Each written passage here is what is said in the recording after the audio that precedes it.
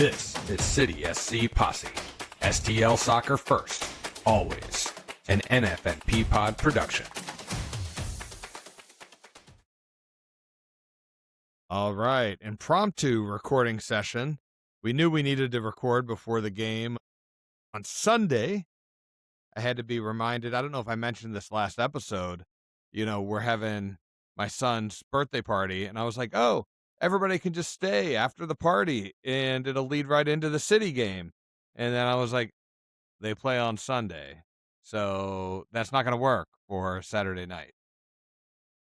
Yeah, it's not going to work. I can't remember if we talked about that last episode or after it wrapped up, but it's going to be a weird Saturday night without the game on. So yeah, that's always the bummer, like you feel like whether it's an away game or a home game, it doesn't matter. Saturday nights for soccer. So when we have these Sunday night games, it's kind of a bummer. And I mean, it's great Sunday night. You got something to do. Now this is a 4:30 start time. I was going to say, it's not even Sunday night. It's right. We got the early game. So like the kids are still away. I don't know. I'm sure my wife will take the kids. I'll be focused on the game. You're gonna be over at the house tomorrow. You got to help me set up the outdoor TV. Maybe I get that set up. Maybe I barbecue. We're gonna have some leftover pizza and wings from tomorrow night. I don't know. Maybe it's a leftover. Yeah, leftovers for the game. Now I know what's on the menu for the birthday party, so that's ideal. Pizza. Wings. Oh, I meant to mention, I was gonna text everybody that I need to do that because the party's at 4:30, so like prime time, dinner time, and it's a Teenage Mutant Ninja Turtles party theme. So we got pizza and chicken wings. Favorite. Baby. I love it. It's right in. Can't go wrong there. No. So we're in a better mood because we won on Wednesday night, right? We did. A little surprise win. So. You feel good. You could say that again. Yeah, a little surprise win. It was not a deserved win per se. In contrast to Saturday night against San Jose, where we dominated and should have won that game and lost. It was very disappointing. Yeah, then Wednesday night in the Open Cup matchup, on the road against the Chicago Fire, which we previewed, was a better team than us, and they showed it. They looked to be the better team, but we went out there with pretty much the exact same lineup. So I don't know how you were feeling going into that, but certainly I'm like, okay, with the exception of Betcher and Toyshirt, just the swap there, everything else was the same. So forget about short rest, forget about this is a tournament matchup. It was, hey, Damet anyway, thinks that this is our best 11. This is what he's been sticking with all season, and that's what he was going to go with. So some people looked at that as like, hey, we're going all out for the U.S. Open Cup. We're trying to win the Cup. We're trying to win this game. And then other people looked at it like, here we go again. Sure. I don't think there was a wrong way to look at it from either of those perspectives, because I feel both sides of that. Excited that we went in to win it. We talked about it last game. It does feel like the season in terms of playoffs is small chance not happening, right? So let's go out. 1% chance to win the cup. To win the MLS Cup. What more do you need is a chance. So if you're thinking, as we go into a couple away games, is if the season's over, let's play for the Cup. We talked about it last episode. Let's play for the Cup. And he came out with a strong lineup that showed he wanted to win. Is it the strongest lineup he should be having? No, it's not. We still had Vollum in there, and that's something that's been a thorn in our right side all season long. Yeah. Literally. I do think that Betcher probably needed a break, needed to sit for a game, and I thought that was a good decision. I don't know if that's him giving him a rest or not. I think it's both, right? We'll find out. you give Betcher the rest. He's worked hard. I mean, you got to give him credit for that. A lot of minutes. Yeah. Puts a lot of minutes. And when he's in there, he works hard. Now, he doesn't produce, but neither does Toy Shirt, and neither does Cordova, really. And again, I said this in the blog. If you read the blog, again, I have to say it was a great blog post on Thursday morning. So go check it out if you haven't checked it out yet. I'm very proud of it. But yeah, Toy Shirt, Cordova, they didn't really make any impact in this game, and they haven't really made much of an impact all season other than Cordova's goal on Saturday night, which, what is it? A blind squirrel finds a nut every now and then, like one goal doesn't change the whole story. And Toy Shirt, who I thought has looked dangerous in episodes. We just got done watching The Boys. I told you this. Looked dangerous in some games. He did not look dangerous in this game, and the fact of the matter is he hasn't produced a single goal yet. So as far as up top, I mean, pretty much the whole first half was bad. Yeah, you didn't want to watch the first half, did you? No, it was terrible. It was boring. It was boring, really, from both sides. I mean, the Fire had some chances. Yeah, they dominated the possession. Certainly, we couldn't string two passes together. So that was, I think, was what was frustrating. Is you come out with this lineup that really meshed on Saturday, even though we didn't get the results. We had the attack. We looked strong. Yes, we were at home. We had the energy, but they looked flat, disconnected. The first half was pretty much as bad as it gets. Yep. Not wrong. I was stuck watching the game on CBS Plus or whatever it is. I was telling you about that, how it was CBS Plus, yeah.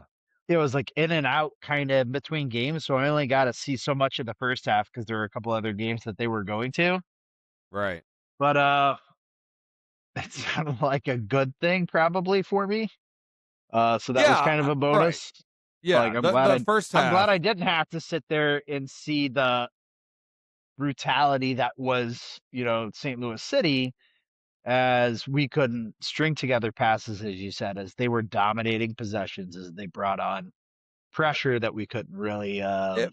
It was one of those games where you were playing around on your phone, like looking at reels or playing a game or whatever, because nothing was happening in the City game. Now, Chicago did hit the post twice.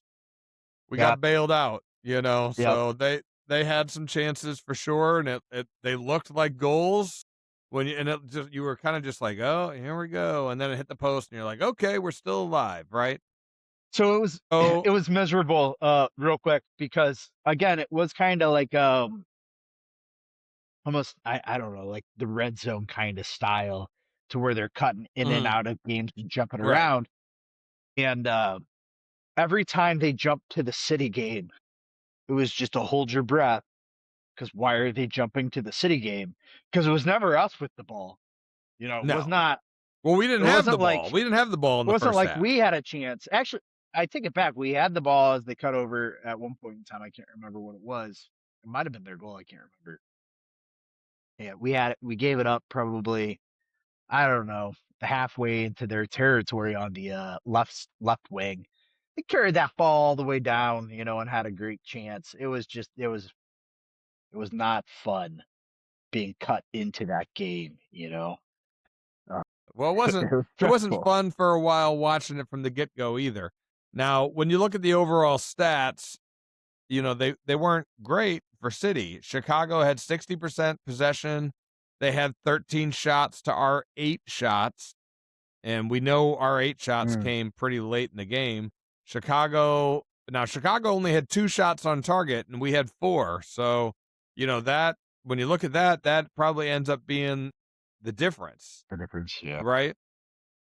yes, we end up winning, and we'll get into, some of that here in a second, but I don't necessarily feel great about this win. I don't feel like this is a turnaround game for us or anything like that, even though we do beat somebody that's higher in the standings.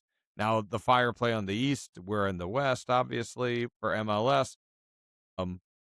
Yes, you get a win against a team that's better than us, a team that's a rival, a team that knocked us out of the U.S. Open Cup in the past on the road. Those are all good things in theory. But again, I don't come out of this game thinking if we would have won against San Jose, I would have been like, all right, we're on to something. Yeah, we're building something. Right. But this game didn't look like that. This looked like we got lucky. I'll take it.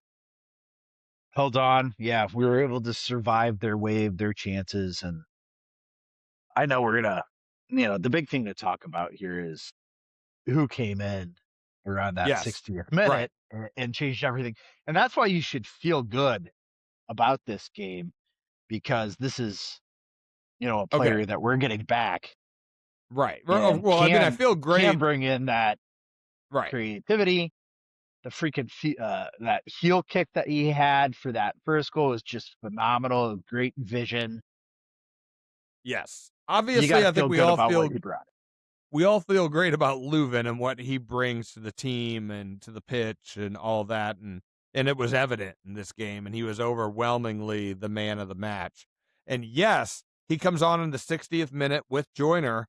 And I think in general, fans rejoiced because Damet doesn't make changes that early. No, yeah. And, yes, it's a U.S. Open Cup match. It's different than MLS.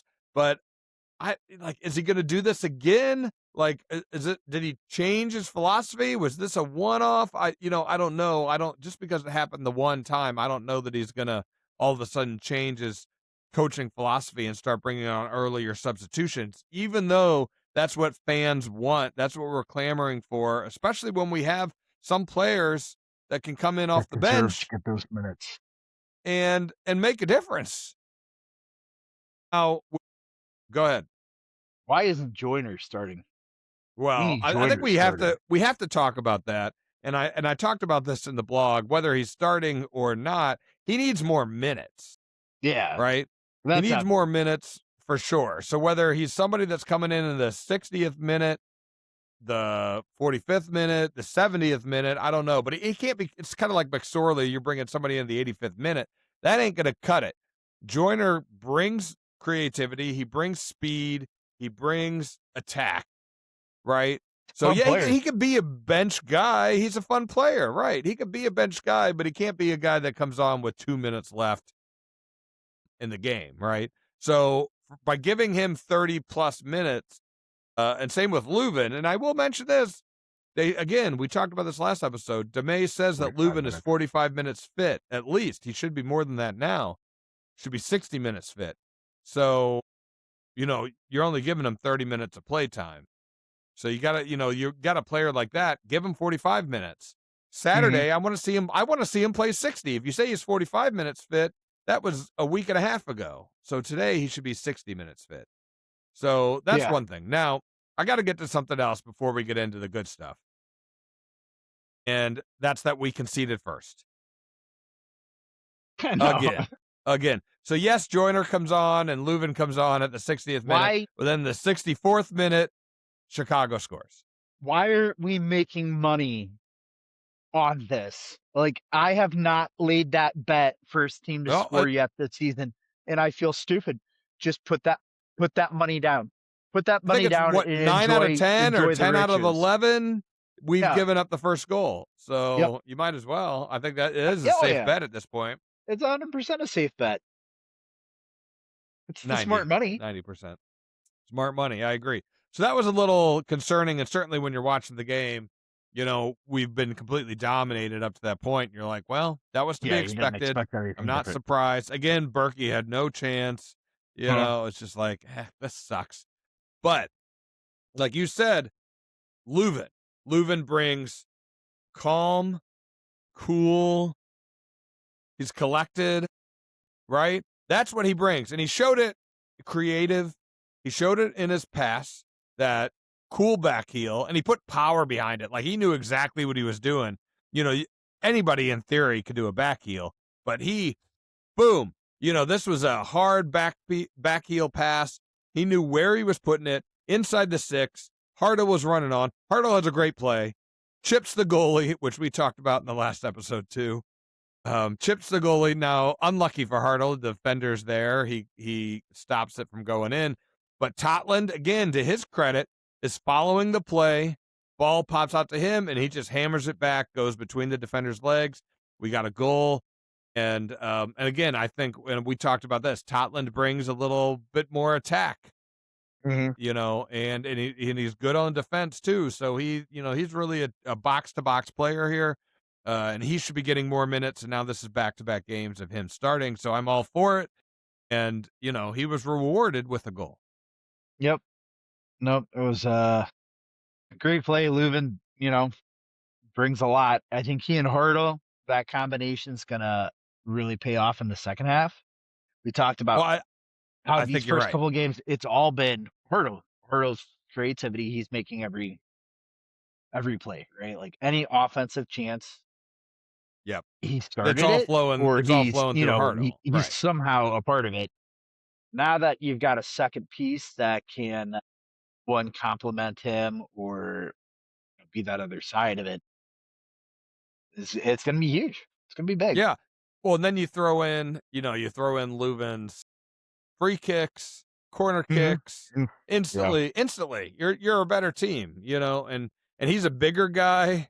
I identify with him a little bit, because that's kind of how I was sometimes out on the field. I wasn't the fastest guy, but I was, a little bit more broad than some of the other players out there. And we all talked about it. Yeah, we all talked about it, right? Yeah. They talked about it on the game too. One of their players just ran in, to Löwen. Löwen just turned and they bounced right off of him. And the announcer said something about it. You know what? Just because he's bigger, So Löwen does bring something. And, so then we come into goal number 2.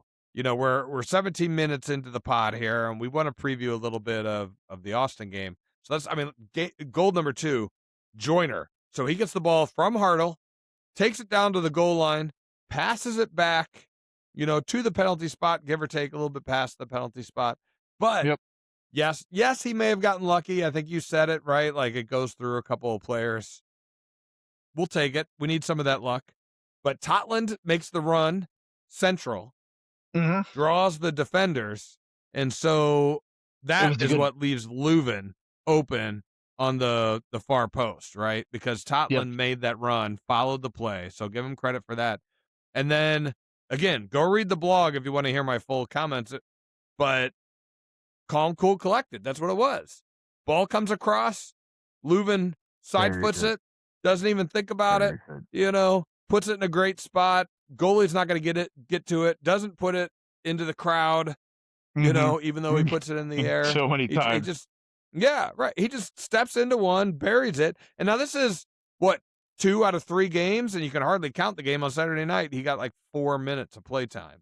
He came in against Seattle, instantly scored, comes in, gets an assist, or at least a secondary assist, and a goal.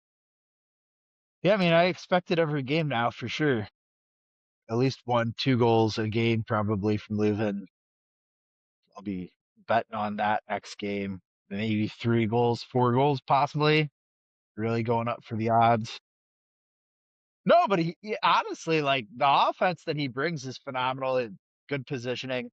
I thought, to your point, I had mentioned it was kind of lucky that ball had made it through, but there were some good weaving runs where far side comes into the near post, near side runs back to the back post, and that works. That it confuses the defenders. They have to make a decision. You're putting a little bit of pressure on them, and they have to make a decision, right? I think that's the thing, And soccer, they call it the beautiful game. It's kind of like chess in a sense, right? You put a player forward, and the other team has to react. They have to play for that, right? Are they gonna go in and take it? Are they gonna back up? Or they, And it creates other opportunities, other holes, and I think that's exactly what we saw in that goal. So to wrap up the game, they held on. So we're up 2-1 at that point. We hold on for 10 minutes, injury time, whatever it was. Take the ball to the corner. They did a good job. Betcher comes in. Fall comes in. Mbake, however you say his name, Fall comes in for Totland, gives us a little bit more stability. So I thought this was Coach Damet, one of his better games, using his substitutions at the right time, the right play, the players. I don't think he's been great at that, and he's definitely taken some criticism from the fans. But this game, for whatever reason, it worked for him. So let's see what he does on Sunday. But before we get to the Austin preview, just a quick note. We are now matched up against the Houston Dynamo at home. And this is on, I put it in my calendar, I think it's on May 9th. Nice. May 19th at home, 7 o'clock. This is a very winnable game. The Dynamo aren't like some kind of crazy good team in the Western Conference. I think they're sitting in 9th place right now. They have May 19th on a Tuesday, huh? On a Tuesday, yeah. I'm actually looking forward to that. I should be in town, so I plan on going. Right now, tickets are $34. Some people are complaining about that. It's not like That's that nothing. much. That's nothing. I know. Yeah. But when the last U.S. Open Cup matchup, we only had, 8,000 fans? Yeah. But who were we playing? We were playing, who was that? Louisville? Right. Tulsa. Yeah, I mean. Same difference, right? Yeah. Well, when it's a nothing team, right, you're not going to get as many fans there. It was the first game of the cup for us, at least. So there wasn't any excitement. We were expected to win. Yeah. Yeah. Now all of a sudden we're in the quarterfinals, and hopefully more people show up. Well, I'll definitely plan on being there, whether it's a $34 ticket, a $20 resale ticket. I'll plan on being there. We'll see. We'll see how it goes. I like it. But we definitely should prioritize the cup. I think at this point we've talked about that. Shout out to the fans too that made it up to the game. I heard you chanting. Yeah, for sure. And through my work, I won't say who I work for, but I had opportunities to go to the Chicago Fire game, right? Yeah. If only you could have gone to that. Chicago Fire game. Yeah. Right. All right, so let's take a look at Austin. So we're playing Sunday. It's a 4:30 start time. Apple TV as usual. Still looking for our first road win here. This could be it. Are you able to pull up the standings right now? I don't have them right in front of me. I don't think, Austin is currently 13th in the Western Conference. Is that right? With 10 points. I'm pulling it up now, but I'm going to say I think that is right. That sounds right.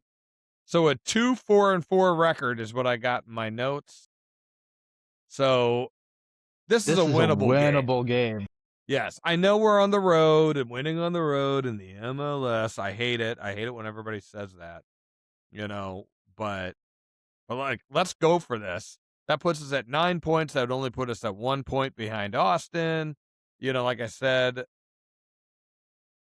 this is a team, and I think I said it in the last episode. Austin, Colorado, then we're back at home. DC, Austin again at home.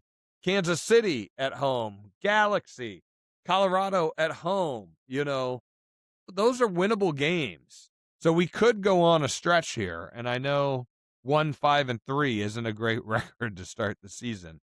But Löwen comes back. We kind of get into form. We have the World Cup break. Maybe we come out of the break. We have an opportunity here to change the script. 1-5-3 just sounds so demoralizing. I didn't even think it was 1-5-3. I thought we at least had 2 wins somewhere in there because it feels like we should. Well, we've been in a couple games that I think we probably certainly I mean, for sure. We have last games week, that, last yeah. Saturday should have been a win. That's so disappointing. Yeah, I think they're a position ahead of us in the standings. Do they have a game ahead of us too, though? They have a game ahead of us as well. Yep. Right. So you win this game, and then we're only 1 point behind them with a game in hand. Yeah. Yeah, they've played 10. We've only played 9. And Portland's up there with 10 points too. They've got 9 games though. You know, this would be a big win for it. Yeah. You got a chance to climb the standings a little bit. Like I said, with a slightly easier schedule. We've had a really tough start to the year and a lot of road games, and we've got 2 more on the road here. You know, Austin, Colorado. It's never easy to go into Colorado, Mile High Stadium type stuff. And then you got LAFC at home. That's certainly no cakewalk. But you're right. You have an opportunity here to go on a little bit of a run. I hate to say it because I feel like we've said it before, but this is a must-win game. Yeah. It feels like a must-win game, doesn't it? Like you got. I mean, I don't disagree with you. You lose to Austin, who's not a good team. Not a good team. You're saying that we should, and not just you, but everybody. We're saying our record should be better than it is. We are a better team than our record shows. So if that's true, we know you we gotta can't prove finish. It in this game. This is a game where you got to prove it. You can come off of that midweek matchup, beating an MLS team on the road. We just did it. I know it wasn't an MLS matchup. But again, you've got the opportunity here to string a couple of wins together, and move up the standings a little bit. So we'll wait and see what happens. I know I'm gonna be having some leftover pizza and chicken wings. Maybe watching the game underneath the deck. It's gonna be a beautiful day on Sunday. I might be doing the same thing. Well, I might have some people over on Sunday too. Yeah. Having some leftover pizza and chicken wings. So it's gonna be a good day for it, certainly outside, and you don't get too many SC games that are gonna be daytime drinking outside. Yeah, you know what? And even if the kids, my kids like it, even though they're young and they can't follow a whole game, but they like the idea of it. They like to wear their city stuff, and so get them out on the swings and turn on the game, and they can just run around, and I can sit there and watch the game. So that might be the plan. Yell at them a little bit. It's a good plan. All right. Well, maybe we didn't go through bets or anything like this, but maybe if you text me some options, I'll put it in the blog. Maybe I'll put a blog post out on Sunday with our final thoughts on the game. Did you look it up? Is there anything jumping out at you? It's a little early still. Yeah, I looked it up. I don't know. It's a little early to take anything outside of like the money line. Right. Well, you don't know the starting lineup. You can't make some extra bet. And what am I feeling? Of course, I'm feeling a City win. So you could take the City win, but it's going to be, let me look at it. I got the probability right here. Austin right now, 37%. Austin, 36% St. Louis, 27% draw. So it's almost exactly the same as what it was St. Louis, San Jose, but flip-flopped because we're the away team here. And we know who won that game. So, I think this is a City bet at plus 160. All right. Well, I need to win some money back. So maybe I'll bet like $20 on the City win. Man, well, let me tell you something. I won some money on City's win on Wednesday. Did you? I didn't bet Wednesday. The money line City on it. Just $5, but it came away with plus 195 odds. So that was a good win. Yeah. And then I won a little bit of money on the Cardinals, so I'm up. Wow. I'm up over the last week. Kentucky Derby is Saturday night. Got to go blow that money now. Yeah, I don't know what time the race is because everybody's coming over here at 4:30. It's 5:30, I think, usually, isn't it? So 5:30 Eastern or 5:30 I'll have to get it going. So I assume Central Standard 5:30. All right. Well, you might have to come over early. Help me set up that outdoor TV then and get it going. Yep, sounds like a plan. All right. Well, let's go, City. I'll get this episode posted. I'll put out a blog too, maybe Sunday with any last minute updates. We had some good viewership numbers in our last episode.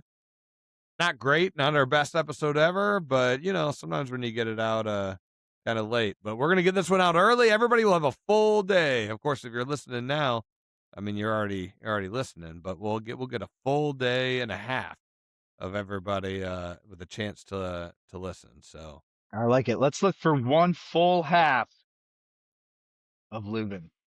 Yeah, I would like to see that. One full half of Lowen. One full half. Yep, I would like to see it. Yep. All right. And if you haven't done so, go check out the new episode of NFNP Pod. If you, Kev, I know you haven't listened to it yet. It's all about presidential assassinations and assassination attempts. It's a great history lesson. If you didn't know it, go check it out. It's titled "You Boys Like Assassinations" from Super Troopers. Sure. Why not? Let's do it. Fall asleep to it tonight. If nothing, it's still a listen, even if you use it to fall asleep to. Love it. Love it. All right. All right, man. Take care. Peace. Catch you later. Yep. Bye. Oh, congratulations, my dude.